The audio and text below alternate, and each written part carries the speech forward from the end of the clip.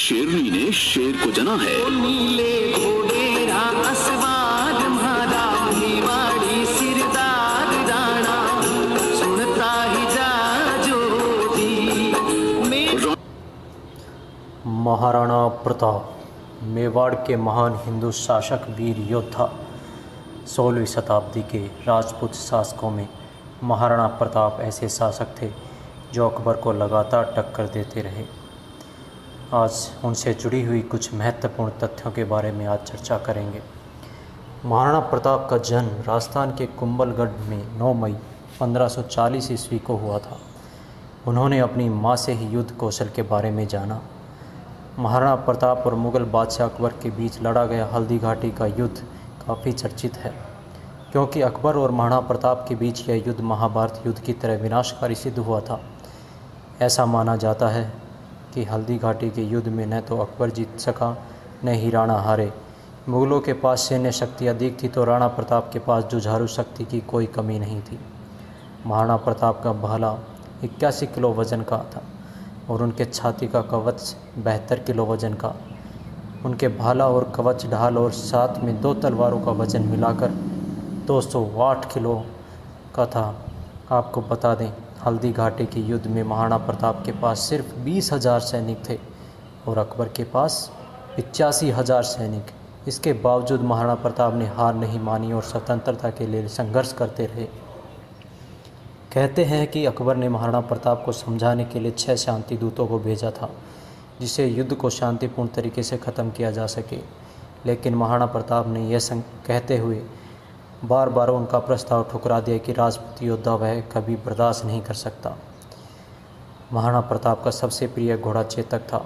महाराणा प्रताप की तरह ही उनका घोड़ा चेतक भी काफ़ी बहादुर बताया जाता है। जब युद्ध के दौरान मुग़ल सेना उसके पीछे पड़ी थी तो चेतक ने महाराणा प्रताप को अपनी पीठ पर बैठाकर कई फीट लंबे नाले को पार किया था। आज भी चित्तौड़ की हल्दी घाटी में चेतक की समाधि बनी हुई है। हल्दी घाटी के युद्ध में महाराणा प्रताप की तरफ से लड़ने वाले सिर्फ एक मुस्लिम सरदार था, हकीम खां सूरी। हल्दी घाटी की लड़ाई में उनका वफादार घोड़ा चेतक गंभीर रूप से जख्मी होने की वजह से मारा गया। राणा का घोड़ा चेतक भी बहुत ताकतवर था।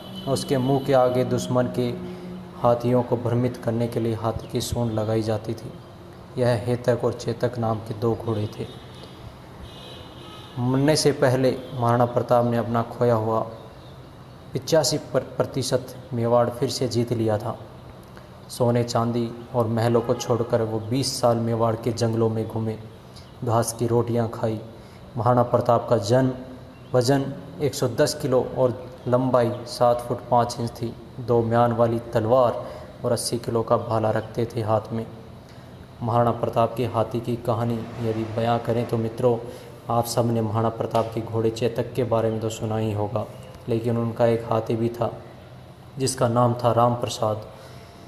उनके बारे में आपको कुछ बातें बताता हूँ। राम प्रसाद हाथी का उल्लेख अल बदायूनी, जो मुग़लों की ओर से हल्दी घाटी के युद्ध में लड़ा था, ने अपने एक ग्रंथ में लिखा। वो लिखता है कि जब महाराणा प्रताप पर अकबर ने चढ़ाई की थी तब उसने 2 चीज़ों को बंदी बनाने की मांग की थी।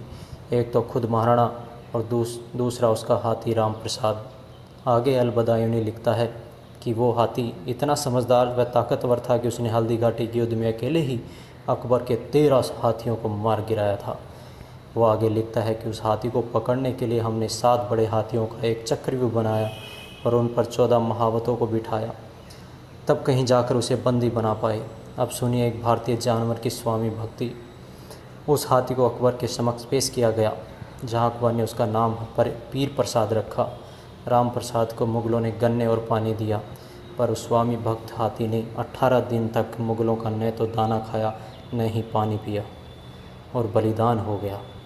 तब अकबर ने कहा था कि जिसके हाथी को मैं अपने सामने नहीं झुका पाया, उस महाराणा प्रताप को क्या झुका पाऊँगा। इसलिए मित्रों, हमेशा अपने भारतीय होने पर गर्व करो। महाराणा प्रताप एक ही झटके में घोड़े समेत सैनिकों को काट डालते थे। जब इब्राहिम लिंकन भारत दौरे पर आ रहे थे तब उन्होंने अपनी माँ से पूछा कि हिंदुस्तान से आपके लिए क्या लेकर आएँ। तब माँ ने जवाब दिया, उस महान देश की वीर भूमि हल्दी घाटी से एक मुट्ठी धूल लेकर आना, जहाँ का राजा अपनी प्रजा के प्रति इतना वफादार था कि उसने आधे हिंदुस्तान के बदले अपनी मातृभूमि को चुना। तो दोस्तों, ऐसे वीर योद्धा को बारंबार प्रणाम करने का दिल चाहता है, सैल्यूट करने का दिल चाहता है।